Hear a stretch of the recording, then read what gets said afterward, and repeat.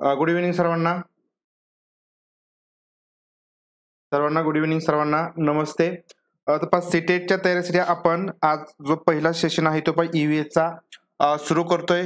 आवाज वगैरे पाहिजे व्यवस्थित येतोय का मला सांगा. जॉईन जे झालेले आहेत त्यांनी. आणि सर्वात महत्वाचं म्हणजे पण व्हिडिओ शेअर करा, लाईक करा. आवाज येत असेल तर सांगा.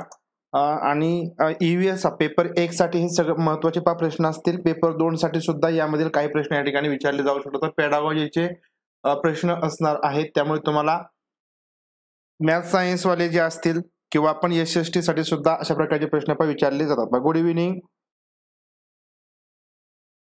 ठीक आहे, चला आवाज व्यवस्थित येत असेल त्या ठिकाणी सांगा. आपला हा पहिला सेशन आहे. आज आपण पण लवकर घेणार होतो परंतु थोडंसं लेट झालं. आणि यानंतरचा जो सेशन आहे आपण 9:30 वाजता घेऊया मराठीसाठीचा. हा, आज आपण 2 सेशन आपण घेणार आहोत असं आपण पण ठरवलेलं आहे. दिवसातून 2 सेशन, कमीत कमी 2 सेशन. जास्त होत असतील तर जास्त सेशन सुद्धा आपण घ्यायचा प्रयत्न करणार आहोत. तर ईव्हीएस साठीचा हा दुसरा सेशन आहे. या आधी जर तुम्ही सेशन पाहिला नसेल तर पाहून घ्या, कारण त्यामध्ये सुद्धा आपण महत्वाचे प्रश्न पाहिले आहेत. तर सीटेट साठी आणि टीईटी साठी तुम्ही चॅनल सबस्क्राईब केलं नसेल तर चॅनल सबस्क्राईब करून घ्या. कारण टीईटी साठी सुद्धा आपण जे गायडन्स आहे ते तुम्हाला या चॅनलच्या माध्यमातून करत असतो, ज्याचा फायदा तुम्हाला येणाऱ्या परीक्षेसाठी पण नक्की होईल. ठीक आहे, चला.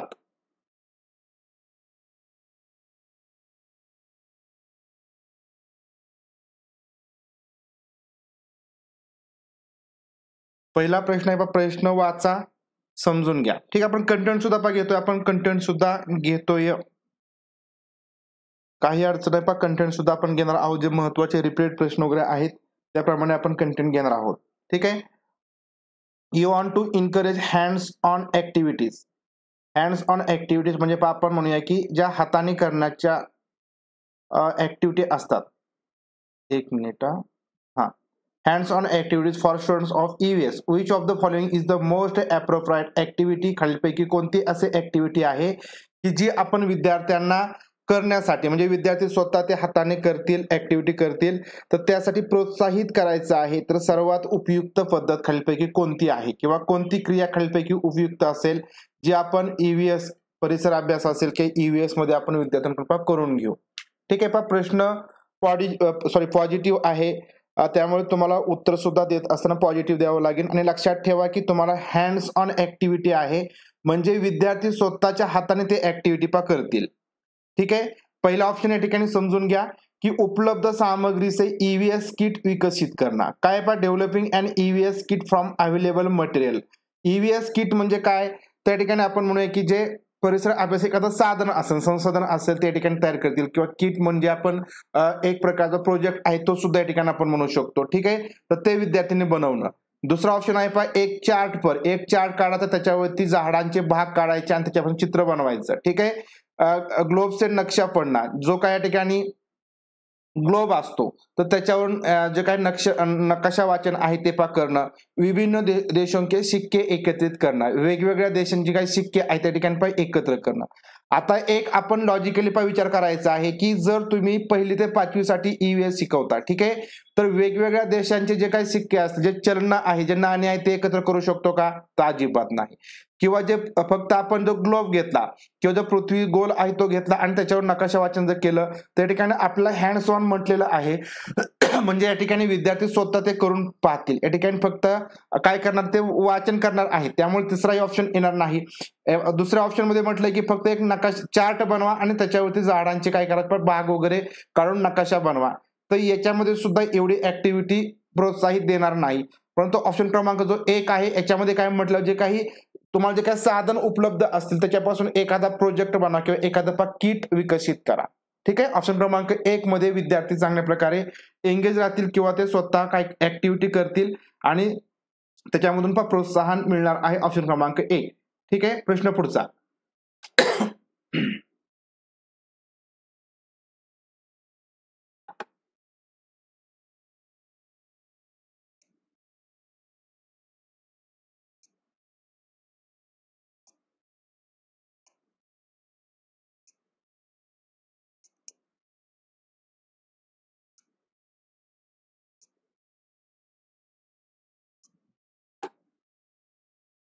प्रश्न पुढचा आहे वाचा.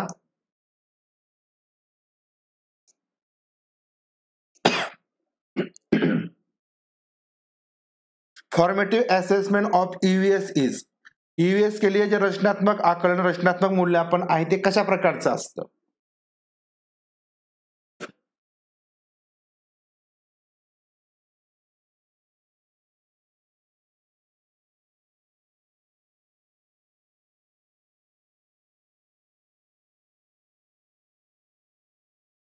रचनात्मक मूल्यांकन ईव्हीएस मध्ये कशा प्रकारचं असेल? शिकणे के लिए आकलन, असेसमेंट फॉर लर्निंग म्हणजे या ठिकाणी शिकण्यासाठीचं आकलन, सीखने का आकलन म्हणजे शिकण्याचं आकलन मूल्यांकन, अधिगम के रूप में आकलन, अधिगम के रूप में शिक्षणाच्या रूपामध्ये आकलन किंवा मूल्यांकन, आणि शिकणे के बारे में आकलन म्हणजे शिकणं कशा प्रकारचं असायला पाहिजे तर त्या प्रकारचं मूल्यांकन. तर आता ईव्हीएस आहे, यासाठीचं कोणतं मूल्यांकन रचनात्मक आकलनामध्येच असेल? तर लक्षात ठेवायचं पाहिजे ईव्हीएस असेल तर यामध्ये आपण सर्वात महत्वाचं काय करतो की शिकणे के लिए आकलन म्हणजे असेसमेंट फॉर लर्निंग म्हणजे शिकण्यासाठीचं आकलन आपण त्याच्यामध्ये करतो. ठीक आहे, शिकण्यासाठीचं आकलन म्हणजे विद्यार्थी शिकले पाहिजे तर त्यासाठीचं आपण मूल्यांकन करणार आहे. म्हणजे थोडक्यात आपण विद्यार्थ्यांना त्या आधी जे काही एखादा घटक वगैरे शिकवायचा असेल तर त्याआधी काही प्रश्न आपण विचारू म्हणजे त्यांना शिकण्यासाठी प्रोत्साहित करू किंवा शिकण्यासाठीचं आकलन आपण या ठिकाणी करणार आहोत. आणि त्याच्यानंतर अधिगम के रूप में आकलन म्हणजे काय? असेसमेंट ॲज अ लर्निंग म्हणजे ज्यावेळेस आपलं अध्यापन चालू असेल, ठीक आहे, ज्यावेळेस अध्यापन चालू असेल त्यावेळेस त्यांचं अध्ययन होत आहे किंवा नाही तर त्यावेळेस त्यांचं त्या अध्ययनाच्या रूपामध्ये जे आकलन आहे, मूल्यांकन आहे ते आपण या ठिकाणी या ईव्हीएस मध्ये करत असतो, रचनात्मक आकलनामध्ये किंवा फॉर्मेटिव्ह असेसमेंट मध्ये. म्हणून ऑप्शन क्रमांक 1 या ठिकाणी करेक्ट येणार आहे. या ठिकाणी शिकणे के लिए आकलन आणि अधिगम के रूप में आकलन हे लक्षात ठेवायचं ईव्हीएस मध्ये फॉर्मेटिव्ह असेसमेंट साठी, assessment for learning and assessment as a learning. ठीक आहे, चला प्रश्न पुढचा.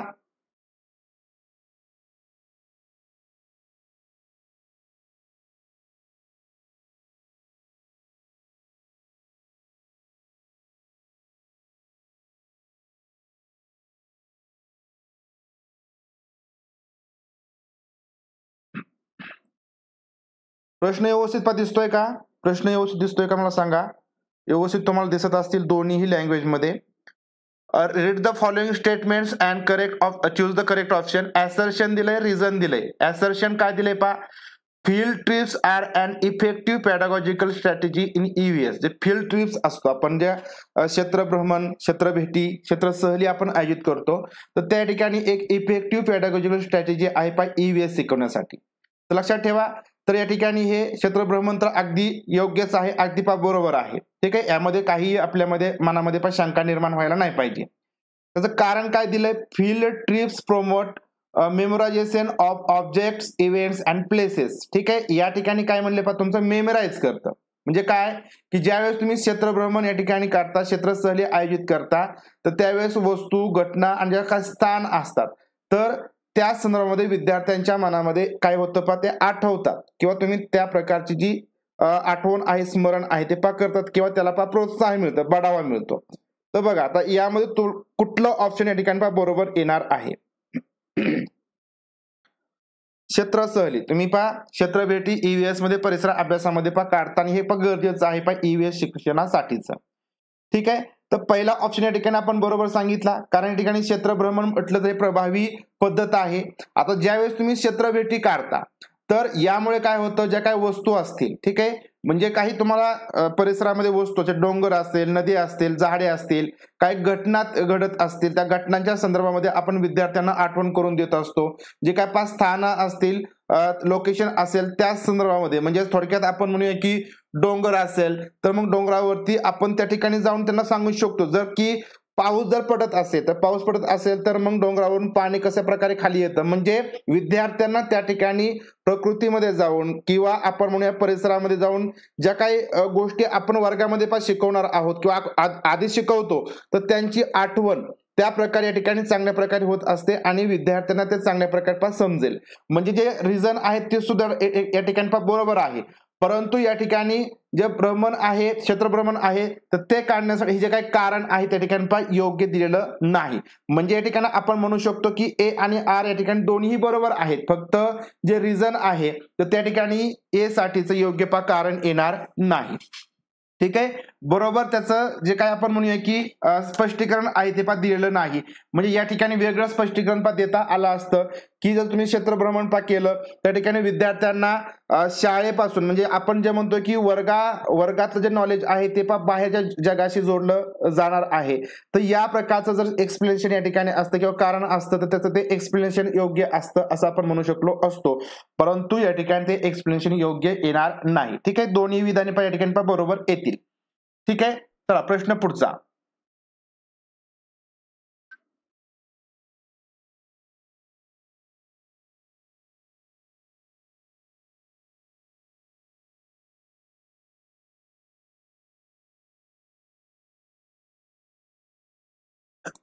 प्रश्न पुढचा आहे पहा.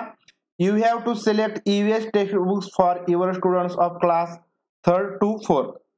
Which of the following criteria is most appropriate for this purpose? आता 3री ते 5वी साठी आपण EVS ची पाठ्यपुस्तक या ठिकाणी चूज करतोय. हा, आठवून सांगणार, बरोबर आहे ना. मग त्यांना ते मेमराईज म्हणजे थोडक्यात स्मरणासाठी आपण म्हणूया की ज्यावेळेस आपण एखादी घटना आहे ती प्रत्यक्षात पाहतो तर ते आपल्याला जास्त दिवस आठवतं. मग तसाच प्रकार आहे ज्यावेळेस आपण काय करणार की बाहेरच्या क्षेत्र भेटी वगैरे करणार त्यावेळेस ते आठवणार आहे.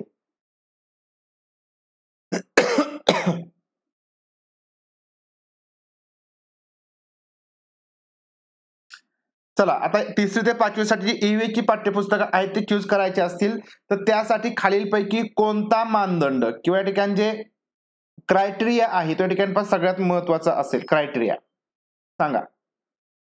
EVS चं पाठ्यपुस्तक आहे पहा, परिसर अभ्यासाचं पाठ्यपुस्तक आहे. तुम्हाला प्रश्न व्यवस्थित दिसत असेल या ठिकाणी प्रश्न वाचण्यामध्ये तुमची काय अडचण नसेल तर बघा, पहिला मानदंड काय सांगतोय, पाठ्यपुस्तक को सचित्र और विद्यार्थियों के लिए आकर्षक होना चाहिए. पाठ्यपुस्तक चित्र त्याच्यामध्ये चित्र वगैरे असली पाहिजे आणि विद्यार्थ्यांसाठी आकर्षक असली पाहिजे. ते लक्षात ठेवायचं. EVS च्या पाठ्यपुस्तकामध्ये हे महत्वाचं नाही, कायम लक्षात ठेवा. म्हणजे ते तुम्ही फक्त त्याच्यामध्ये चित्र असली पाहिजे किंवा आकर्षक असलं पाहिजे हे कुठल्याही ह्याच्यासाठी ते उपयुक्त नसतं. एवढं उपयुक्त नसतं. ते असलं पाहिजे परंतु एवढं उपयुक्त नसतं. ठीक आहे. पाठ्यपुस्तक उन्मुख होनी चाहिए. पाठ्यपुस्तक कसे असायला पाहिजे, the text book should be child oriented. ठीक आहे, म्हणजे विद्यार्थी केंद्रित असायला पाहिजे. म्हणजे पाठ्यपुस्तक उन्मुख होनी चाहिए. तथा आणि लिंग, ठीक आहे, लिंग, जेंडर, जाति, वर्ग, धर्म के आधार पर किसी भी रूढ़िवादिता या अपमानजनक व्यवहार से रहित होनी चाहिए. म्हणजे पाठ्यपुस्तक EVS असं असायला पाहिजे, विद्यार्थी केंद्रित असायला पाहिजे. त्यामध्ये लिंग, जाती, वर्ग आणि धर्म या आधारावरती रूढीवादिता नसायला पाहिजे. जे स्टिरियोटाइप्स आहेत ते नसायला पाहिजे. त्याच्यामध्ये कुठल्या प्रकारचा एखाद्या वर्गाचा एखाद्या लिंगाचा अपमान व्हायला नाही पाहिजे. ठीक आहे, तर असे जे काही व्यवहार असतील त्यापासून ते लांब असायला पाहिजे किंवा त्याच्यामध्ये थोडक्यात आपण म्हणूया की ते टाळलं पाहिजे. म्हणजे त्याच्यामध्ये कुठल्याही प्रकारचा लिंगवाद नसायला पाहिजे, जातीवाद नसायला पाहिजे, वर्गवाद किंवा धर्मवाद नसायला पाहिजे. त्याच्यामध्ये कुठल्याही प्रकारची रूढीवादिता तुमच्या EVSच्या पाठ्यपुस्तकात नसायला पाहिजे. तर बघा, ऑप्शन क्रमांक 2 अशा प्रकारे सांगतोय. तिसऱ्या ऑप्शन मध्ये असं म्हटलंय की पुस्तक चित्र बडे और रंगहीन होनी चाहिए. रंगीन होनी चाहिए म्हणजे पुस्तकामध्ये चित्र मोठे असायला पाहिजे, रंगीत असायला पाहिजे, पूर्णपणे चुकीचं आहे. भाषा सरळ विद्यार्थियों के मानसिक स्तर के अनुसार होनी चाहिए. भाषा सोपी असली पाहिजे, विद्यार्थ्यांच्या मानसिक स्तरानुसार असली पाहिजे. हेही बरोबर येईल, हेही बरोबर येईल, एक पण बरोबर येईल. परंतु आता आपल्या ठिकाणी EVSच्या पाठ्यपुस्तकाचा आपण विचार करतोय. तर ज्यावेळेस पाठ्यपुस्तकात तुम्ही विचार करता EVS साठी तर त्याच्यामध्ये सगळ्यात महत्वाचं म्हणजे ऑप्शन क्रमांक 2 हे असायला पाहिजे की ते विद्यार्थी केंद्रित असले पाहिजे. त्या पाठ्यपुस्तकातून लिंगभेद नाही असायला पाहिजे, जातीभेद नको, वर्गभेद नको, धर्मभेद नको, त्याच्यावर आधारित कुठली प्रकारची रूढीवादिता नसायला पाहिजे आणि अपमानजनक व्यवहार या ठिकाणी त्या पाठ्यपुस्तकातून व्हायला नको.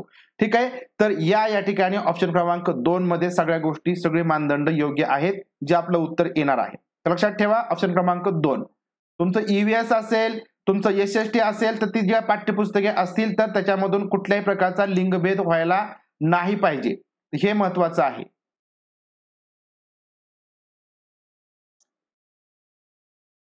चला, प्रश्न क्रमांक 5 आहे. समजतंय का? प्रश्न समजत आहेत का?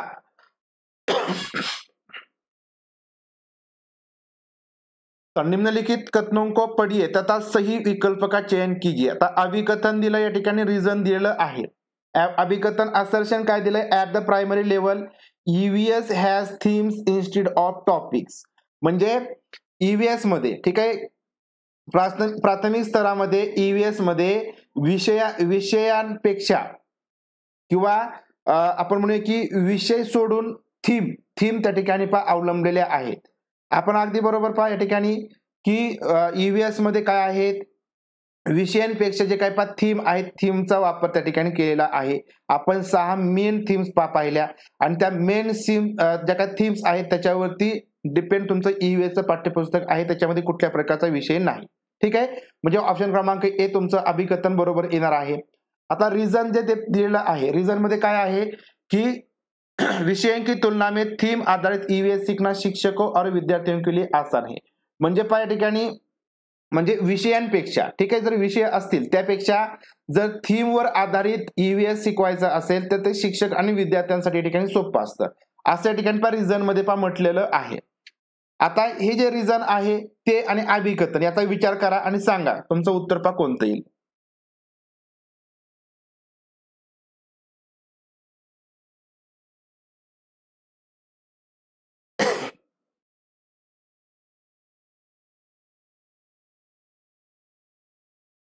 आता याचं एक्सप्लेनेशन काय यायला पाहिजे, ठीक आहे, याचं एक्सप्लेनेशन काय यायला पाहिजे, ते बरोबर आहे का, इथं जरी कारण दिलेलं आहे ते बरोबर आहे का.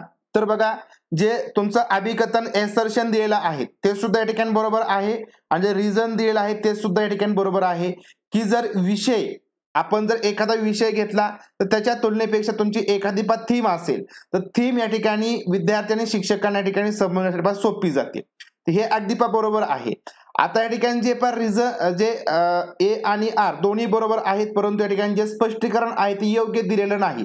स्पष्टीकरण काय पाहिजे होतं या ठिकाणी, जर या ठिकाणी ईव्हीएसच्या पाठ्यपुस्तकामध्ये थीम दिलेले असतील तर थीम देण्याचं कारण हे आहे, आपण त्या दिवशी पाठीमागच्या जो ईव्हीएसचं सेशन झाला त्याच्यामध्ये तुम्हाला मी सांगितलं होतं की ज्या काय तुमच्या ईव्हीएस मध्ये ज्या काय थीम दिलेल्या असतात तर त्या ठिकाणी विद्यार्थ्यांच्या जे काही दैनंदिन जीवन असतं किंवा जीवनाशी या ठिकाणी त्या संबंधित थीम्स असतात आणि त्याच्यामध्ये विद्यार्थ्यांना समजायला सोप्या जातात. म्हणून या ठिकाणी जे सांगितलेलं आहे की त्या विषयांच्या तुलनेपेक्षा ज्या थीम आहेत त्या थीम या ठिकाणी विद्यार्थ्यांनी शिक्षकांना समजायला सोप्या जातात, तर ते एक्सप्लेनेशन या ठिकाणी करेक्ट होत नाही. म्हणजे या ठिकाणी काय पाहिजे होतं की विषयांपेक्षा ज्या थीम दिलेल्या असतात तर त्या थीम विद्यार्थ्यांच्या जीवनाशी निगडीत असतात आणि त्याच्यामुळे ते विद्यार्थ्यांना आणि शिक्षकांना या ठिकाणी समजायला सोप्या जातात. ठीक आहे, म्हणून ऑप्शन क्रमांक 1 या ठिकाणी येईल.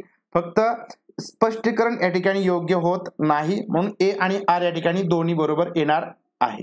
ठीक आहे, तर स्पष्टीकरण लक्षात ठेवायचं की स्पष्टीकरण तुमचं ते दैनंदिन जीवनाशी निगडीत पाहिजे होतं, कारण आपण असाच प्रश्न पाठीमागच्या ईव्हीच्या क्लासमध्ये पाहिला होता आणि त्यावेळेस तुमचं स्पष्टीकरण बरोबर होतं. त्याच्यामध्ये तुमच्या दैनंदिन जीवनाशी ज्या काही निगडीत गोष्टी आहेत त्या थीम मध्ये असतात आणि त्याच्यामुळे थीम तशाच बनवलेल्या आहेत. त्यांना परिवार असेल, तुमचं पाणी असेल, अन्न असेल, तुमचा प्रवास असेल, त्यामुळे ते ईव्हीएस मध्ये आपल्याला थीम आधारित शिकवणं सोपं जातं. ठीक आहे, ऑप्शन क्रमांक 1 या ठिकाणी करेक्ट येणार आहे. व्याख्या बरोबर येत नाही. ठीक आहे, प्रश्न पुढचा.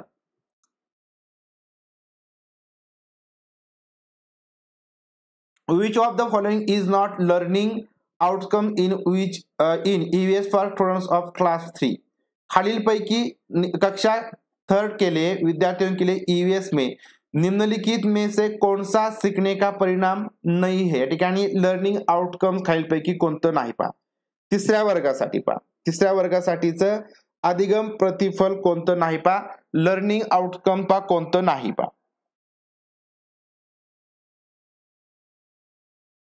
काही उत्तरामध्ये तुम्हाला तफावत दिसू शकते. आता शेवटी सीटेट आहे आणि सीटेटने काही गोष्टी दिल्या, परंतु एक लक्षात ठेवा की जे काही उत्तर असतात त्याप्रमाणे आपण जर दिलं तर नंतर आपण त्याच्यावरती ऑब्जेक्शन घेऊ शकतो. काही उत्तर पॅडागॉजी मध्ये या गोष्टी होऊ शकतात, तुमचं एनसीईआरटी मध्ये शक्यतो होत नाही, पॅडागॉजी मध्ये या गोष्टी होतात. आता कोणतं या ठिकाणी लर्निंग आउटकम नाही. ईव्हीएस साठीचा वर्ग 3 लक्षात ठेवायचं, आपल्याला वर्गानुसार या गोष्टी समजून घ्यायच्या आहेत. आता आउटकम कोणतं नाही म्हणजे थोडक्यात आपण लर्निंग आउटकम विद्यार्थ्यांकडून कोणतं आउटकम अपेक्षित करणार नाही. ठीक आहे, आता तुम्हाला परिसर अभ्यास विद्यार्थी तिसरीचा वर्ग आहे, त्यांना शिकवायचा असेल तर कुछ स्थानीय म्हणजे लोकल, ठीक आहे, लोकल इनडोअर आणि आउटडोअर ज्या काही गेम्स असतील तर त्यांचे जे रूल आहेत, जे काही नियम आहेत, तर त्या नियमांचं ऑब्झर्वेशन या ठिकाणी आपण विद्यार्थ्यांनी केलं पाहिजे. ठीक आहे, तर हा आउटकम आपल्या परिसर अभ्यासामध्ये आहे, विद्यार्थ्यांकडून आपण या ठिकाणी अपेक्षित करून घेऊ शकतो. ठीक आहे, म्हणजे हे महत्वाचं आहे. तुमचे जे काही स्थानिक खेळ असतील, लोकल खेळ असतील, इनडोअर असतील, आउटडोअर खेळ असतील, तर यांचे नेमके नियम काय आहेत. ठीक आहे, तुम्ही कबड्डी जर खेळत असाल, लंगडी खेळत असाल, त्याचे नियम काय असतील हे विद्यार्थ्यांनी ऑब्झर्व करणं हे आपण विद्यार्थ्यांकडून अपेक्षित करून घेऊ शकतो. विद्यार्थ्यांनी ते शिकले पाहिजे. हे लर्निंग आउटकम बरोबर आहे तिसरीच्या वर्गासाठी. आता दुसरा ऑप्शन बघा की कक्षा की दिशाओं की पहचान करना, म्हणजे ज्या वर्ग आहे त्या वर्गामधील ज्या दिशा आहेत, ठीक आहे, पूर्व पश्चिम दक्षिण उत्तर, ठीक आहे, तर या दिशा विद्यार्थ्यांना समजल्या पाहिजे. ठीक आहे, हे तिसरीच्या वर्गाकडून आपण अपेक्षित करतो. हे लर्निंग आउटकम बरोबर येईल. अच्छे और बुरे स्पर्श पर अपनी राय व्यक्त करना, म्हणजे चांगला स्पर्श वाईट स्पर्श याविषयी विद्यार्थ्यांनी आपलं मत या ठिकाणी व्यक्त केलं पाहिजे. विद्यार्थी तिसरीच्या विद्यार्थ्यांकडून आपण हे अपेक्षित करतो, विद्यार्थ्यांना ते आपण शिकवतो. ठीक आहे, परंतु चौथा जो ऑप्शन आहे की देखे गए किंवा जे अनुभव किए गए मुद्दे आहेत त्याच्यावर जे मुद्दे असतील, पाहिलेले असतील, जे अनुभव केलेले मुद्दे असतील त्याच्यावरती आवाज उठवणे, समाज की प्रथाओं से संबंधित करना, जैसे संसाधनों के स्वामित्व में भेदभाव. आता तिसरीच्या वर्गाकडून आपण हे अपेक्षित करू शकतो का की या ठिकाणी तुम्ही जे पाहिलं असतील किंवा जे अनुभव केले असेल त्याच्यावरती तुम्ही आवाज उठवा. या ठिकाणी हे आपण वरच्या वर्गाकडून अपेक्षित करून घेऊ शकतो, परंतु या ठिकाणी तिसऱ्या वर्गासाठी हे अपेक्षित करून घेऊ शकत नाही.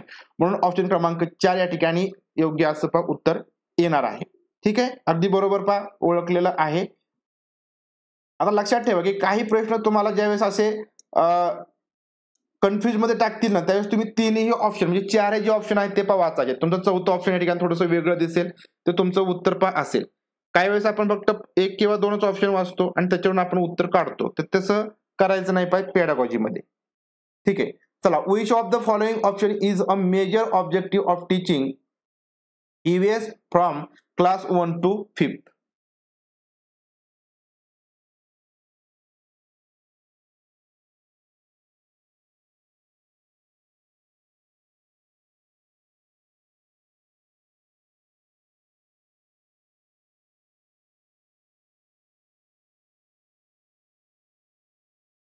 चला, निम्नलिखित में से कौन सा विकल्प कक्षा 1 से 5 तक ईवीएस पढ़ाने का मुख्य उद्देश. तर बघा एकदम सोपा आहे, एकदम सोपा प्रश्न विचारलाय.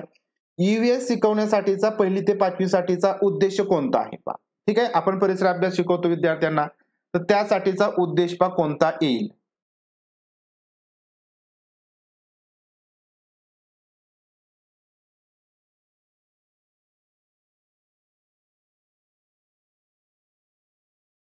सहा सात. ठीक.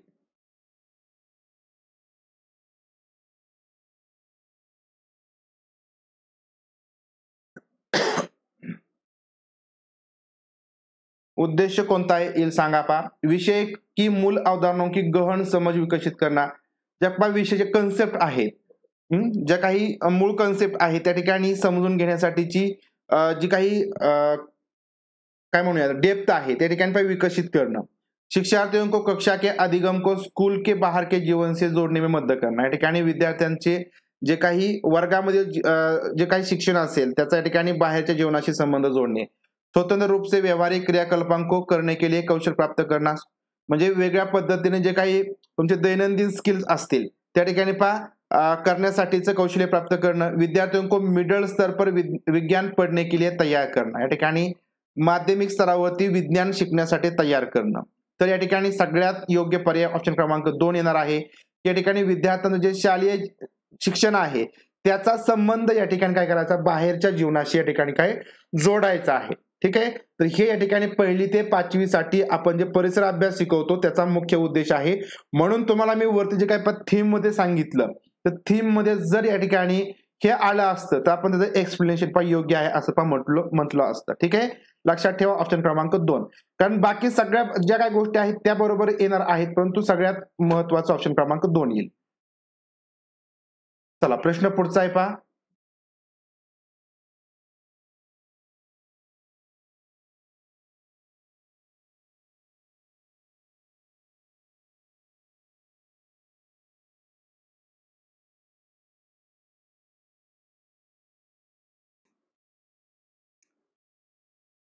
श्रीमती शीतल ईवीएस की विभिन्न अवधारणाओं को समझाने के लिए प्राथमिक कक्षाओं में कहानियों और कविताओं का उपयोग करना पसंद करती है. तथा शिक्षिका आहे ती काय करते, वेगवेगळे जे काही कन्सेप्ट आहे, ठीक आहे, ज्या संकल्पना आहेत ते समजून सांगण्यासाठी प्राथमिक वर्गामध्ये कहानी, गोष्टी आणि कवितांचा उपयोग करणं तिला आवडतं. ठीक है, उनके द्वारा कहानियों और कविताओं के प्रयोग का सबसे उपयुक्त तर्क काय आहे, म्हणजे लॉजिक काय आहे, की जर समजा ईव्हीएसच्या वर्गामध्ये जर कहाणी आणि ज्या गोष्टी आहेत त्यांचा जर या ठिकाणी प्रयोग केला जात असेल तर त्यासाठी जर लॉजिक नेमकं काय आहे हे आपल्याला सांगायचं आहे. आता पहिलं लॉजिक काय सांगितलंय की ईवीएस के पाठ्यक्रम को पूरा करना साथ ही साथ विद्यार्थियों का स्कूल में आने से पहले इनको सुना होना. आता यामध्ये काय म्हटलंय की ईवीएस जो पाठ्यक्रम आहे तो या ठिकाणी पूर्ण करायचाच आहे. त्याचबरोबर काय करायचं आहे, विद्यार्थियों का स्कूल में आने से पहले इनको सुना होना, म्हणजे या ठिकाणी विद्यार्थी शाळेमध्ये येण्याच्या आधीच या ठिकाणी विद्यार्थ्यांनी ज्या काय कहाणी आणि ज्या गोष्टी आहेत त्या या ठिकाणी काय केल्या पाहिजे, शिकल्या पाहिजे, त्या ठिकाणी त्यांनी त्या ऐकलेल्या आवश्यक आहेत किंवा ऐकलेल्या पाहिजे असं म्हटलंय. हे लॉजिक असेल का. दूसरा बी मध्ये म्हटलंय की विद्यार्थियों को अपनी कविताओं और कहानियों को लिखने के लिए प्रोत्साहित करना, म्हणजे विद्यार्थ्यांनी गोष्टी आणि कहाणी या लिहिण्यासाठी त्यांना प्रोत्साहित करणं. विद्यार्थियों को भाषा और संस्कृति में विविधता के बारे में जागरूक बनना, म्हणजे भाषा आणि जी संस्कृती असेल त्याच्यामध्ये काय विविधता असेल, जे वेगवेगळेपणा असतो ते आहे, तर या संदर्भात त्यांना जागरूक बनवणं. पाठों को अधिक संवादात्मक, सुखद आणि दिलचस्प बनाना, जे काय पाठ असतील ते या ठिकाणी संवादात्मक असले पाहिजे, ते सुखद असायला पाहिजे आणि मनोरंजक बनले पाहिजे. यासाठी गोष्टी आणि कवितांचा वापर केला जातो. ठीक आहे, चला आता लॉजिक कुठले कुठले बरोबर आहे.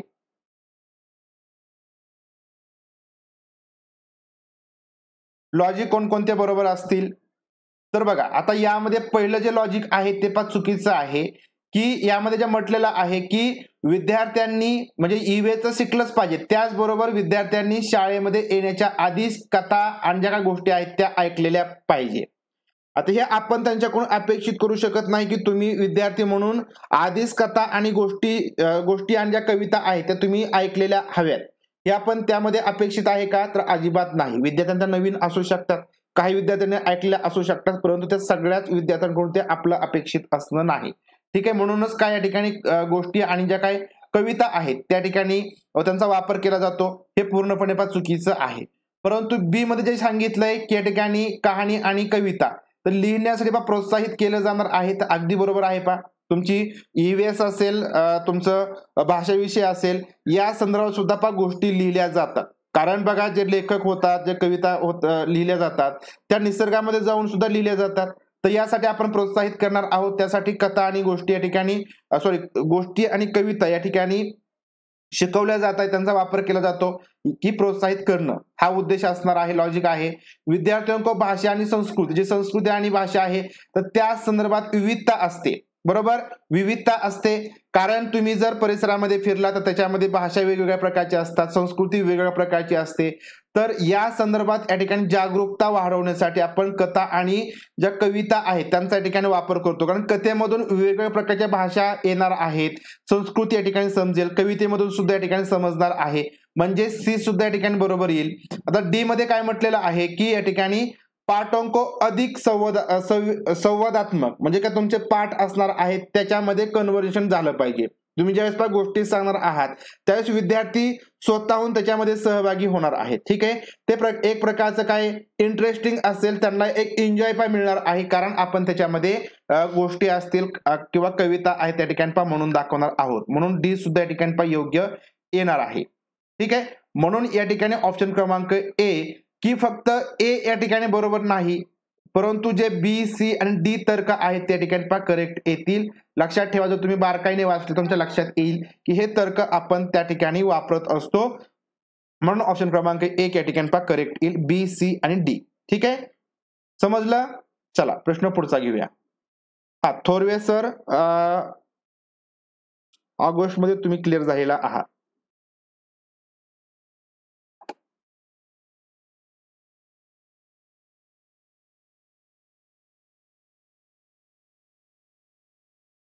चला प्रश्न पुढचा. Anita prepares a unit plan to teach theme family. आता फॅमिली जी काय थीम आहे, परिवार, ठीक आहे, कुटुंब, तर या घटकावरती किंवा ही जी थीम शिकवण्यासाठी एक युनिट प्लॅन या ठिकाणी प्रिपेअर करते. Which of the following will be the title of her unit plan. तर अशा प्रकार जो काही घटक नियोजन बनवलेलं आहे तिने, तर त्याचं टायटल कोणतं असायला पाहिजे. ठीक आहे, परिवार. तर परिवार हा या थीमवरती घटक शिकवायचा आहे, तर त्या ठिकाणी घटकाचं किंवा जे घटक नियोजन आहे, युनिट प्लॅन आहे, त्याचं या ठिकाणी पण नाव कोणतं असायला पाहिजे. ठीक आहे, टायटल. परिवार एक परिवार के भीतर संबंध, परिवार संबंध लिंग भूमिकाएं, व्यवसाय बदलते समय में सामाजिक सांस्कृतिक इकाई के रूप में. परिवार घुमंतू परिवार, मायग्रेटिंग. मायग्रेटिंग म्हणजे काय या ठिकाणी लक्षात ठेवा, स्थलांतरित. ठीक आहे, त्यानंतर परिवार के प्रकार म्हणजे कुटुंबाचे प्रकार, एकल आणि संयुक्त, न्यूक्लिअर अँड जॉईंट. ठीक आहे, तर चला, तर सगळ्यात महत्वाचं तुमचं टायटल कोणतं यायला पाहिजे. ज्यावेळेस तुम्हाला कुटुंब या थीमवरती एखादं तुम्ही ज्यावेळेस घटक नियोजन बनवता, युनिट प्लॅन बनवता, तर त्यासाठी टायटल तुमचं कोणतं येईल.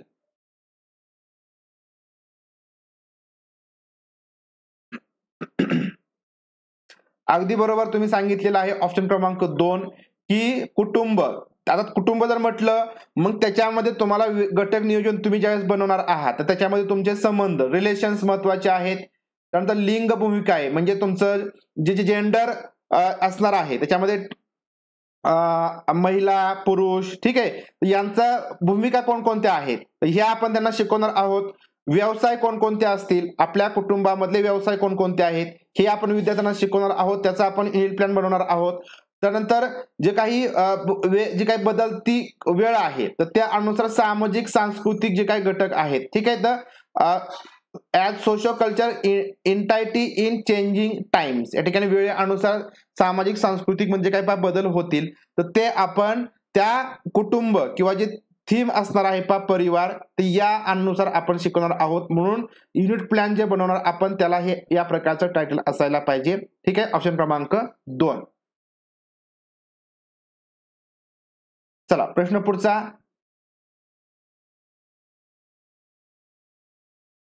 तर बघा, मी त्यामुळे सांगितलं की चॅनल सबस्क्राईब करून ठेवा, कारण थोडं 1-2 दिवस आपला असं तसं होऊ शकतं, मागे पुढे टायमिंग.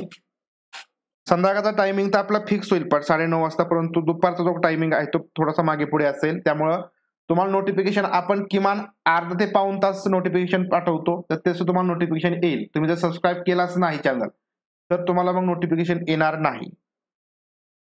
हा, पाऊस चालू आहे, आमच्याकडे पाऊस चालू आहे. कितवा दिसत आहे.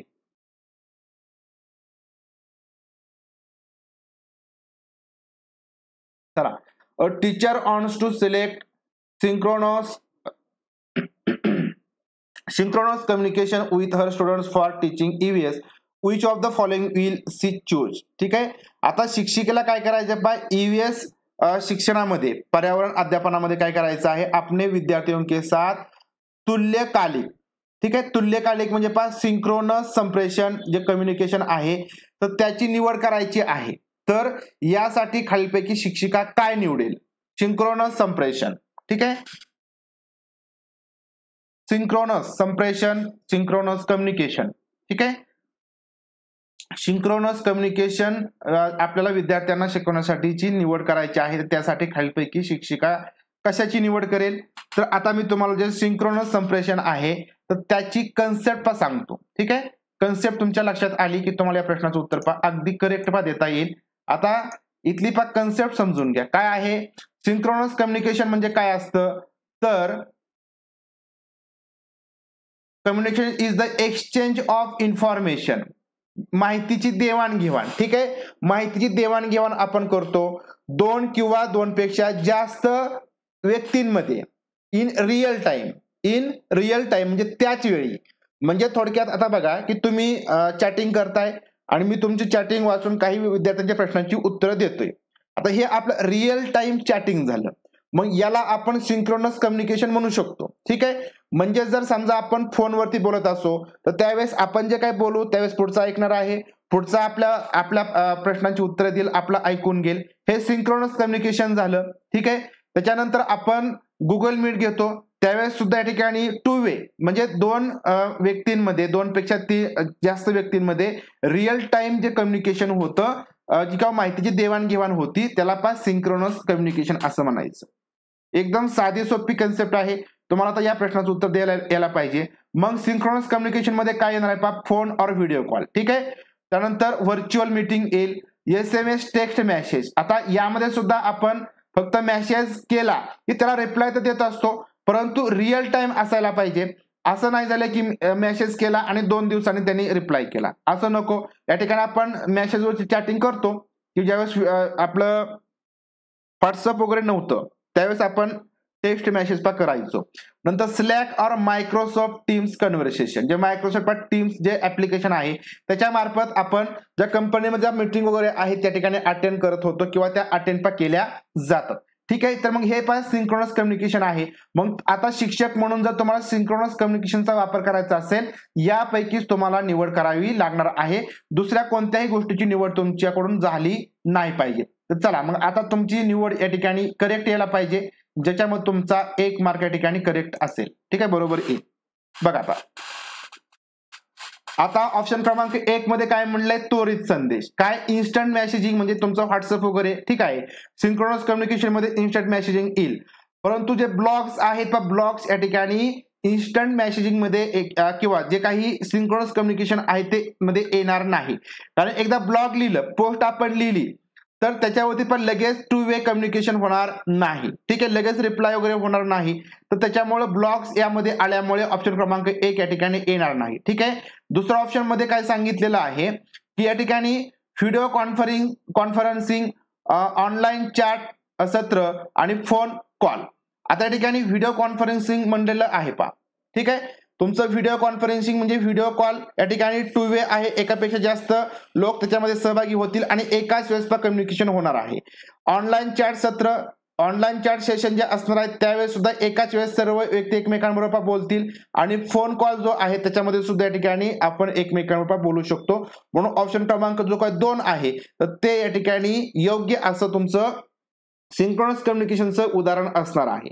आता तिसऱ्यामध्ये काय आहे पहा? फोन कॉल आणि प्री रेकॉर्डेड व्हिडिओ म्हटलेला आहे. प्री रेकॉर्डेड म्हणजे काय की मी आधी रेकॉर्डेड व्हिडिओ केला आणि तो टाकला, त्यावेळेस फक्त मी सांगणार आहे, तुमचं फक्त काय होणार आहे? 1 वे किंवा तुम्ही फक्त ऐकणार आहात. तुम्ही कदाचित खाली कमेंट वगैरे करू शकता, परंतु त्याच वेळेस तुमच्या प्रश्नाचं उत्तर मी देऊ शकणार नाही. ठीक आहे. म्हणून तिसरा जो ऑप्शन आहे तो येणार नाही. आणि ईमेल, यामध्ये ईमेल येत नाही किंवा सोशल मीडिया पोस्ट येणार नाही, फक्त फोन कॉल येईल. ठीक आहे. म्हणून चौथा सुद्धा ऑप्शन या ठिकाणी येणार नाही. समजलं? ऑप्शन क्रमांक 2 तुमचं video conferencing, online chat session आणि फोन कॉल्स. ठीक आहे. समजलं असेल त्या ठिकाणी लक्षात ठेवा, स्क्रीनशॉट काढून ठेवा किंवा तुम्हाला ही जी PDF आहे ती पण मिळून जाईल. चला प्रश्न पुढचा. कारण लक्षात ठेवा कन्सेप्ट खूप सोपी कन्सेप्ट आहे.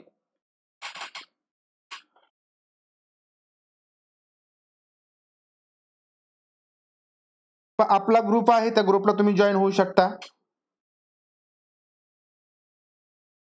चला.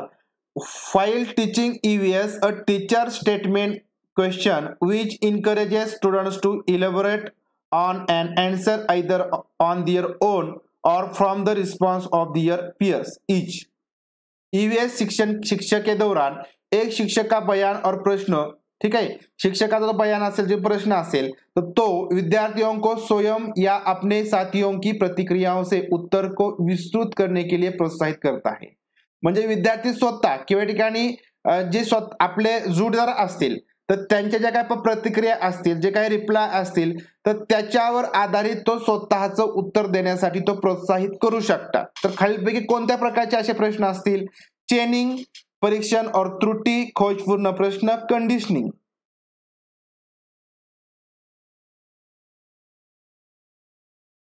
चला आता प्रश्न समजून घ्या आणि उत्तर द्या. आपल्याला काय करायचं आहे? अशा प्रकारे प्रश्न विचारलेले असतील शिक्षकांनी की ज्याच्या मार्फत विद्यार्थी स्वतः उत्तर देईल किंवा या ठिकाणी एखाद्या जोडीदाराने, एखाद्या वर्गमित्राने उत्तर दिलं तर त्याची जी काय प्रतिक्रिया आहे, जे उत्तर आहे ते समजून घेऊन तो स्वतः उत्तर देण्याला प्रोत्साहित होईल. कोणत्या प्रकारचा प्रश्न आपण या ठिकाणी एक शिक्षक म्हणून विचारला पाहिजे? तर अगदी बरोबर आहे की जो खोजपूर्ण प्रश्न आहे, ठीक आहे, की विद्यार्थ्यांना त्याच्यामधून शोध, आपण म्हणूया की शोध, की संशोधन असेल ते अशा प्रकारचे काय प्रश्न असतील प्रोबिंग प्रोबिंग प्रकारचे काय क्वेश्चन असतील ते जर विचारले त्या ठिकाणी विद्यार्थी प्रोत्साहित होणार आहे. ठीक आहे, ऑप्शन क्रमांक 3. बाकी तुमचं चेनिंग असेल, परीक्षण किंवा त्रुटी असेल, कंडिशनिंग असेल, यामार्फत विद्यार्थ्यांना कोणत्या प्रकारचं स्वतः किंवा स्वयं जे काही अध्ययन आहे किंवा स्वतःचा विचाराला चालना या ठिकाणी मिळणार नाही. तर जी खोजपूर्ण प्रश्नाच्या माध्यमातून मिळेल आणि विद्यार्थी स्वतः उत्तर देण्याला प्रोत्साहित होईल. ठीक आहे, ऑप्शन क्रमांक 3 करेक्ट आहे. प्रश्न पुढचा.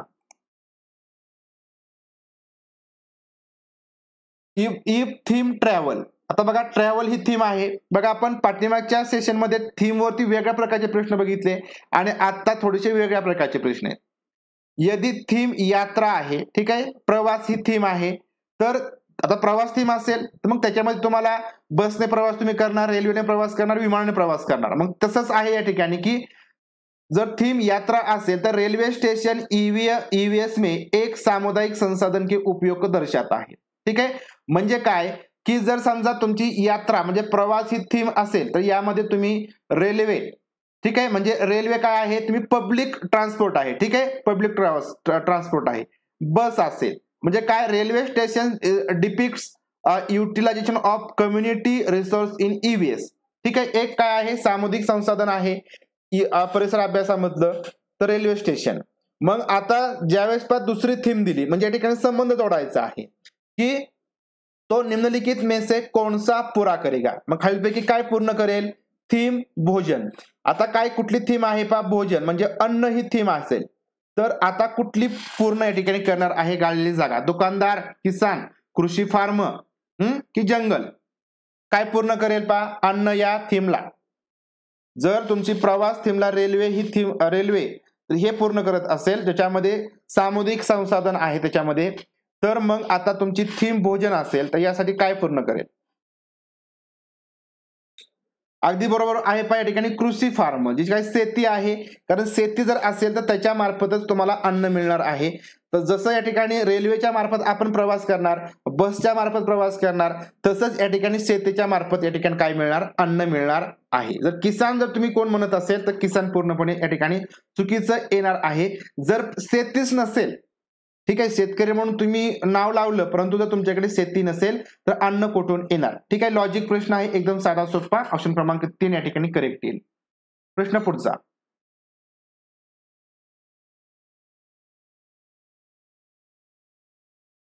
पेडागॉजी मध्ये फक्त थोडासा विचार करायचा, अजिबात घाई गडबड करायची नाही प्रश्नाचे उत्तर देण्यामध्ये. निम्नलिखित कथनों को पढ़िए तथा सही विकल्प का चयन कीजिए. अभिकथन दिलेला आहे, असर्शन पहिलं दिलेलं आहे. ईवीएस के सीखने को अवलोकन, पहचान, वर्गीकरण आदि से संबंधित प्रक्रिया कौशल के लिए उन्मुख होने की आवश्यकता आहे. म्हणजे जर तुम्हाला ईव्हीएस शिकायचं असेल तर त्याच्यामध्ये तुमचं ऑब्झर्वेशन असलं पाहिजे, निरीक्षण असलं पाहिजे, ओळखणे असले पाहिजे, वर्गीकरण करणं असले पाहिजे. तर या संदर्भात जे काही प्रक्रिया कौशल्य असतील तर त्याच्याशी या ठिकाणी तुम्हाला रिलेट झालं पाहिजे. ठीक आहे, त्याच्याशी तुम्ही काय झाला पाहिजे किंवा त्याच्याशी ते संबंधित असले पाहिजे, त्याचे ओरिएंटेड असले पाहिजे, ते त्याच्याशी तुम्ही केंद्रित असायला पाहिजे. म्हणजे ईव्हीएस तर याच्यामध्ये तुमचं अवलोकन येणार आहे. ठीक आहे, परिसर अभ्यासामध्ये तुमचं निरीक्षण महत्वाचं आहे. तुम्ही ओळख तुमची असली पाहिजे, तुम्ही ओळखलं पाहिजे, वर्गीकरण करता आलं पाहिजे. तर ही तुमची प्रक्रिया कौशल्य या ठिकाणी काय असायला पाहिजे, ओरिएंटेड असले पाहिजे. तर त्याच्याशी या ठिकाणी काय असले पाहिजे, केंद्रित असले पाहिजे. कारण काय दिलंय की विभिन्न प्रक्रिया कौशल प्राप्त करने के माध्यम से, वेगवेगळ्या प्रकारचे प्रक्रिया कौशल आहेत ते प्राप्त करण्याच्या माध्यमातून ईवीएस के सीखने के परिणामों को हासिल करने की संभावना होती है. म्हणजे काय ईव्हीएस आहे तर ते जे काय आपण शिकणार आहोत त्याचे काय परिणाम मिळणार आहेत, तर त्या ठिकाणी मिळण्यासाठी अशा प्रकारची शक्यता, अशा प्रकारची काही कौशल्य आपण शिकतो तर त्याच्या मार्फत या ठिकाणी शक्यता वाढते. म्हणजे तुम्ही अवलोकन करणार, पहचान, वर्गीकरण करणार, तर अशा प्रकारचे आपण प्रक्रिया कौशल्य जर शिकलो तर या ठिकाणी आपण जे काही ईव्हीएस आहे तर त्याच्या शिकण्याचे काय परिणाम मिळणार आहेत तर ते आपण मिळवू शकतो. सांगा त्या ठिकाणी कोणतं बरोबर कोणतं चूक किंवा त्याची व्याख्या वगैरे केली जात आहे का.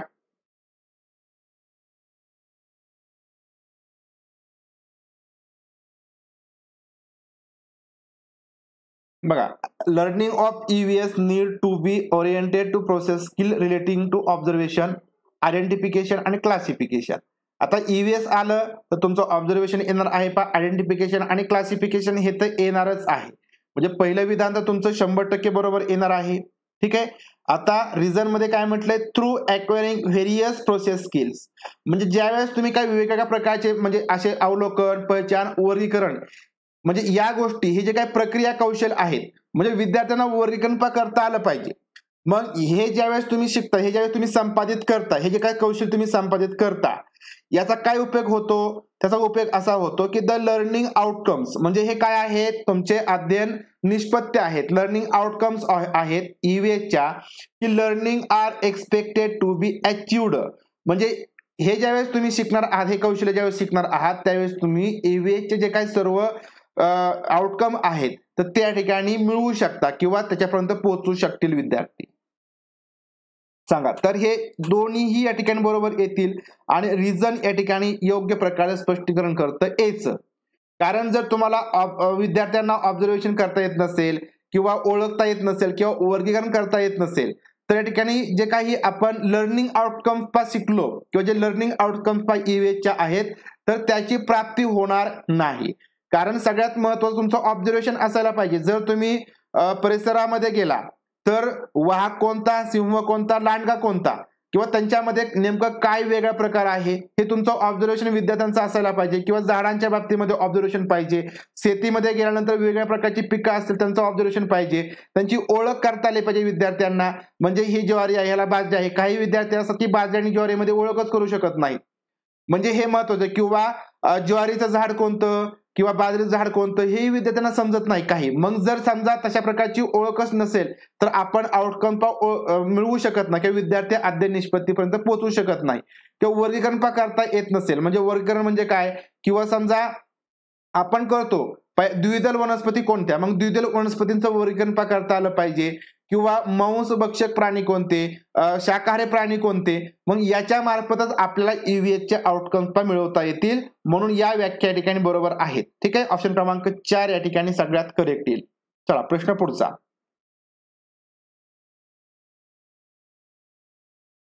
एक EVS शिक्षक को योगात्मक मूल्यांकन के लिए प्रश्न पत्र तैयार करते समय डैश पर जोर देना चाहिए. योगात्मक मूल्यांकन म्हणजे काय, तर समेटिव्ह असेसमेंट. ठीक आहे. ज्यावेळेस समेटिव्ह असेसमेंट साठीची एक प्रश्नपत्रिका तयार करायची असेल, ठीक आहे, ज्यावेळेस समेटिव्ह असेसमेंट साठीची एक प्रश्नपत्रिका तयार करायची असेल त्यावेळेस एक शिक्षक म्हणून, आता तुम्ही स्वतः विचार करायचा आहे, एक शिक्षक म्हणून तुम्ही कशावरती भर दिला पाहिजे. डीएडला बीएडला आपण पण शिकलोय. कारण जर तुम्हाला एखादी प्रश्नपत्रिका तयार करायची असेल त्यासाठी आपण बऱ्याच गोष्टी करत असतो. मग त्याच्यामध्ये तुमची ब्ल्यू प्रिंट येणार आहे, मग त्याच्यामध्ये तुमचे उद्देश असतील. ठीक आहे. तुम्ही सर्व कंटेंट, कोणते कंटेंट घेणार, कुठले पाठ घेणार, तुमची कुठल्या घटकावर तुमची प्रश्नपत्रिका असेल, प्रश्नांचे प्रकार कोणते असतील, मग त्या प्रश्नांना वेटेज काय असणार आहे, उद्देशांना वेटेज काय असणार आहे, या सगळ्या गोष्टी तुम्ही शिकलाय. बरोबर. थोडंसं आठवा. मग आता जर तुम्हाला योगात्मक मूल्यांकन म्हणजे जे समेटिव्ह असेसमेंट आहे तर ती तुम्हाला घ्यायची आहे, त्यासाठी प्रश्नपत्रिका तुम्ही बनवणार आहात. तर त्यासाठी कशावर तुम्ही जोर देणार, प्रश्नपत्रक एक कुल अंक आणि सामग्री कव्हरेज. म्हणजे या ठिकाणी काय, म्हणजे सामग्री म्हणजे काय, घटक, तुम्ही कोणकोणते घटक घेणार आणि त्याचे एकूण मार्क किती असायला पाहिजे. तुम्ही याचा विचार करणार का, प्रश्नपत्रक की लंबाई म्हणजे ज्या प्रश्नपत्रिका आहे त्याची लांबी किती असायला पाहिजे आणि एकूण मार्क किती असतील. प्रश्नपत्रिकी लंबाई आणि उद्देश आणि प्रश्नपत्रिकेची लांबी किती असायला पाहिजे, की प्रश्नपत्र की सामग्री कव्हरेज आणि उद्देश. आता यापैकी एकापेक्षा जास्त मध्ये तुमचं बरोबर येऊ शकतं, परंतु सगळ्यात महत्वाचं तुमचा जोर कशावरती असायला पाहिजे हे तुम्हाला या ठिकाणी शोधायचं, सांगायचं आहे. म्हणजे तुम्ही महत्व कशाला देणार सगळ्यात जास्त.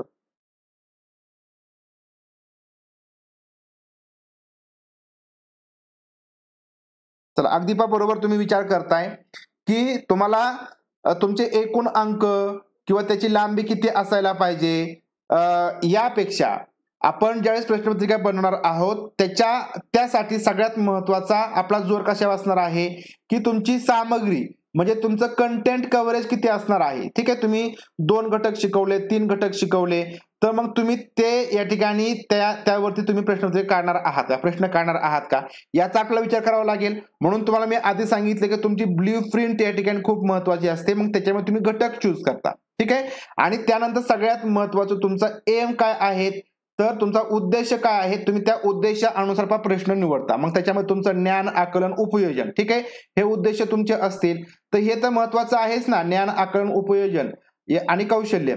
मग यावरती तुम्हाला काय प्रश्न बनवावे लागतील, याला वेटेज तुम्हाला द्यावं लागेल. आता याचा विचार तुम्ही केल्यानंतर मग तुमचं टायमिंग किती ठरवायचं हे तुमच्या ठिकाणी ठरणार आहे. परंतु सगळ्यात महत्वाचं आधी काय असेल, तुमची सामग्री कव्हरेज काय असणार आहे, म्हणजे कंटेंट कव्हरेज आणि ऑब्जेक्टिव्ह तुमचं महत्वाचं असेल. ठीक आहे, ऑप्शन क्रमांक 4 या ठिकाणी करेक्ट येणार आहे पहा. आणि प्रश्न आपला शेवटचा असेल,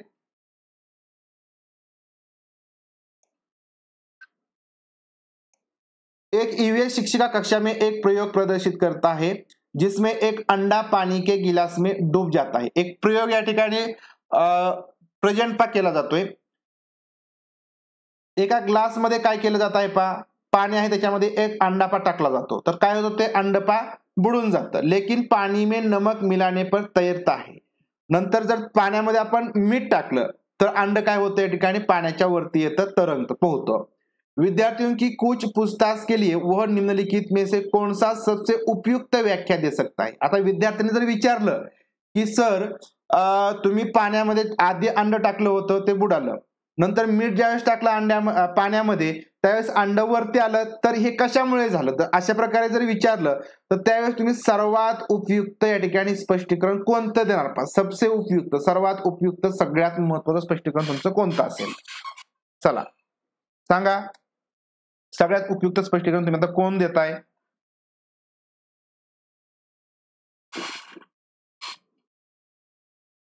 बघा, पहिलं स्पष्टीकरण काय दिलंय, एक उच्च कक्षाओं में सही कारण सीखेंगे. आता तुम्ही काय करा, तुम्ही जे मला विचारताय ना, इथं काय मी सांगणार नाही, पण तुम्ही ज्यावेळेस मोठ्या वर्गामध्ये जाणार त्यावेळेस तुम्हाला याचं उत्तर मिळेल. असं आपण सांगू का, तर अजिबात नाही. अलग अलग मात्रा में नमक के साथ प्रयोग करे और उसका अवलोकन करे. म्हणजे आता काय करा, तुम्ही जर मला असा प्रश्न विचारता ना, तुम्ही मग काय करा, तुम्ही ग्लासमध्ये पाणी घ्या, त्यामध्ये अंड टाका आणि नंतर थोड्या प्रमाणामध्ये काय मीठ टाका, नंतर थोडंसं वाढवा. तर अशा प्रकारे वेगवेगळ्या प्रकारे काय करा, मीठ टाका आणि नंतर त्याचं ऑब्झर्वेशन करा. अशा प्रकारे सांगू का. प्रत्येक विद्यार्थी को पाणी में विभिन्न वस्तू डालकर स्वयं निष्कर्ष निकालने दे. म्हणजे प्रत्येक विद्यार्थ्याला पाण्यामध्ये वेगवेगळ्या प्रकारच्या वस्तू टाका आणि त्याचे निष्कर्ष तुम्ही स्वतः काढा. अशा प्रकारे आपण सांगू का. पाणी के घनत्व के कारण अंडा तैरता है. जी काय पाण्याची घनता आहे त्याच्यामुळे या ठिकाणी अंड पोहतं. तर हे आपलं स्पष्टीकरण असेल का. थोडासा विचार करा.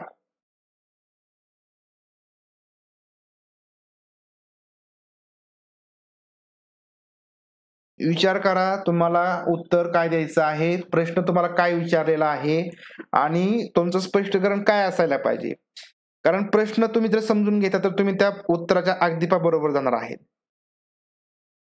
आता तुम्ही चौथं जर उत्तराचा विचार जर तुम्ही केला की पाणी के घनत्व के कारण अंडा तैरता है, या ठिकाणी का ते तरंगत आहे असं विचारलेलं आहे का, बरोबर. आता किंवा या ठिकाणी पाणी के घनत्व, आता पाण्याचं घनत्व याचा या ठिकाणी मला असं वाटत नाही की मीठ टाकल्यानंतर संबंध येईल. ठीक आहे, म्हणजे असं का झालं, तर मग नंतर आपण इथं असं उत्तर पाहिजे होतं की पाणी में नमक डालने के बाद पाणी का घनत्व बढ़ता है इसलिए अंडा तैरता है. ठीक आहे, हे स्पष्टीकरण या ठिकाणी योग्य असलं असतं. परंतु या ठिकाणी फक्त पाण्याच्या घनतेमुळे अंड तैरत असेल, पोहत असेल, तर मग या ठिकाणी पहिलेच ते बुडायला नाही पाहिजे ना. म्हणजे पहिल्यांदा ज्यावेळेस पाण्यामध्ये अंड टाकलं त्यावेळेस ते वरतीच यायला पाहिजे. मग त्यावेळेस विद्यार्थ्यांनी प्रश्न विचारला असता की या ठिकाणी हे अंड का तरंगत आहे, तर मग आपण म्हटलं असतं की या ठिकाणी अंड्यापेक्षा पाण्याचं घनत्व जास्त आहे. हा, आता इथं वेगळा प्रयोग जर आपण केला की पाण्यामध्ये दगड टाकला किंवा समजा माती टाकली, म्हणजे अजून वेगळ्या काय गोष्टी टाकल्या जड, तर मग त्यावेळेस आपण त्याचं उत्तर हे ऑप्शन क्रमांक 4 देऊ शकलो असतो. ठीक आहे, म्हणून या ठिकाणी ऑप्शन क्रमांक 4 उत्तर येणार नाही. ठीक आहे, समजून घ्या. आता कारण प्रश्न वेगळा आहे. आता तिसऱ्यामध्ये काय म्हटलं की प्रत्येक विद्यार्थी को पाणी में विभिन्न वस्तू डालकर स्वयं निष्कर्ष निकालने. इथं सुद्धा तसंच आहे, इथं पण तसंच आहे कारण इथं आपण मीठ टाकलेलं आहे. ठीक आहे, काय टाकले आपण इथं मीठ टाकलेलं आहे आणि मीठ टाकल्यामुळे मग त्याची घनता वाढली आणि मग वरती आलं. आता इथं आपण प्रत्येकाच वेळेस वेगळ्या वस्तू टाकून परत मिठाचा उपयोग करणार का? तर नाही. हेही आपण या ठिकाणी करू शकणार नाही, कारण पण निष्कर्ष याच्यामुळे पण चुकू शकतात. कारण मीठ आपण टाकलं आणि त्याच्यामुळे पण सगळ्याच वस्तू तरंगतील असं नाही. बरोबर, कारण दगड काय तरंगणार आहे का? आपण जरी किती मीठ टाकलं तरी दगड काय तरंगणार नाही. बघा, लोखंड काय तरंगणार आहे का? नाही. त्यामुळे इथं जे म्हटलंय की वेगवेगळ्या वस्तू तुम्ही टाका, निष्कर्ष काढा, त्यामुळे निष्कर्ष विद्यार्थ्यांना बरोबर येणारच नाही. विचार करा. परंतु कारण इथं अंड टाकल्यानंतर आधी ते पाण्यात डुबतं आणि नंतर ते तरंगतं. मग याचं कारण काय असेल? याचं कारण हे होतं की ऑप्शन क्रमांक 2 की वेगवेगळ्या प्रकारे काय टाका, तुम्ही मीठ टाका आणि मीठ टाकल्यामुळे काय होणार आहे की कमी मीठ टाकलं तर अंड तरंगणार आहे, जास्त मीठ टाकलं तर अंड काय होईल, तरंगल. मग याचा निष्कर्ष काय निघू शकतो? तुम्ही इथं विद्यार्थी ऑब्झर्वेशन करतील, मग चर्चा होणार आहे आणि त्यावेळेस विद्यार्थी शिक्षकांकडून ते समजून घेतील की ज्यावेळेस आपण पाण्यामध्ये जे साधं पाणी आहे त्याची घनता काय असणार आहे, थोडीशी कमी असेल अंड्यापेक्षा. परंतु ज्यावेळेस आपण पाण्यामध्ये मीठ टाकतो त्यावेळेस पाण्याची घनता वाढते आणि त्याच्यामुळे काय होईल, पाण्याच्या वरती काय होतं, आपलं जे अंड आहे ते तरंगणार आहे. ठीक आहे, म्हणून हे निरीक्षण जे आहे ते आपण विद्यार्थ्यांना करायला लावणार आहोत. ऑप्शन क्रमांक 2 तुमचं उत्तर येणार आहे. ठीक आहे, तिसरं उत्तर या ठिकाणी येणार नाही. कारण जर तुम्ही वेगवेगळ्या वस्तू टाकल्या तर ते मीठ टाकल्यानंतर तरंगलच असं नाही, कारण आपण पाण्यामध्ये मीठ टाकतोय, वेगळा एक घटक त्यामध्ये ऍड करतोय, फक्त साधं पाणी त्या ठिकाणी नाही. जर साधं पाणी असतं, आपण कोणत्या वस्तू तरंगतात, कोणत्या वस्तू डुबतात, तर हे आपण त्यासाठी ते निष्कर्ष काढू शकलो असतो किंवा तो प्रयोग करायला लावला असता. परंतु जर पाण्यामध्ये मीठ टाकलं तर मग काय होतं, अंड का तरंगतं, तर यासाठी ऑब्झर्वेशन करणं, कमी अधिक जास्त प्रमाणामध्ये मीठ टाकून, तर हे या ठिकाणी योग्य येतं ऑप्शन क्रमांक 3. बघा, समजतंय का उत्तर?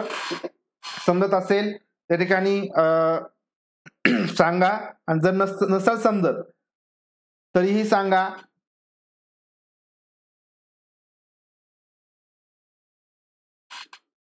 हा, आणि एक सगळ्यात महत्वाचं म्हणजे जर तुम्हाला टेस्ट सिरीज जॉईन करायची असेल तर श्रीराम नवमी निमित्त आपण परत एकदा ऑफर ठेवलेली आहे. भरपूर जणांनी जॉईन केली आहे. तुम्हालाही जॉईन करायची असेल तर जॉईन करा. सर्व विषयांच्या टेस्ट सिरीज आपल्याकडे अवेलेबल आहेत. प्लस त्याच्यामध्ये मराठी सुद्धा भाषा आहे. मराठी आणि सर्व ज्या काही विषय असतील ते सर्व विषय यामध्ये समाविष्ट आहेत. सर्व पेपर 1 पेपर 2 दोन्ही पेपर यामध्ये तुम्हाला विचारले जातील किंवा ऍड होतील, प्रश्नपत्रिका मिळतील. त्याचबरोबर सेटेड बरोबर तुम्हाला महाटीईटीचे पण वेगळे जे क्वेश्चन पेपरची सिरीज आहे ते त्याच्यामध्ये तुम्हाला येते. तर तुम्हाला टीचिंग पॅकेज जॉईन करायचं असेल तर ऑफर मध्ये आपण 3 महिन्यासाठी 299, 6 महिन्याची करायची असेल तर 499 आणि एका वर्षासाठी 699. 20 तारखेपर्यंत ऑफर आहे. तुम्हाला वेगळी फी देण्याची आवश्यकता नाही. पेपर 1 असेल, पेपर 2 असेल, सगळे पेपर तुम्हाला याच्यामध्ये मिळून जातील. ज्यांना ज्यांना जॉईन करायचे असेल तुम्ही जॉईन करू शकता. यासाठीची वेबसाईट onlineabhyas.com ही वेबसाईट आहे. तुम्ही प्रॅक्टिस करणं, अशा प्रकारचे जेव्हा प्रश्न येतात त्याची प्रॅक्टिस करणं खूप गरजेचं असतं. त्याच्यामुळे तुमची समजण्याची जी काही लेवल आहे ती वाढते आणि हेच महत्वाचं आहे पॅडागॉजी प्रश्न सोडवण्यामध्ये. तुम्ही बघितलं असेल किती प्रश्न फिरून फिरून विचारलेले जातात. ठीक आहे, आपल्या टेलिग्रामची पण लिंक जॉईन करा आणि नंबर देतो मी. जर तुम्हाला टेस्ट सिरीज जॉईन करायची असेल तर या नंबरवरती मेसेज करा. 8975 98 92 12 याच्यावरती मेसेज करा टेस्ट सिरीज जॉईन करण्यासाठी. 11 बरोबर आले, काही अडचण नाही.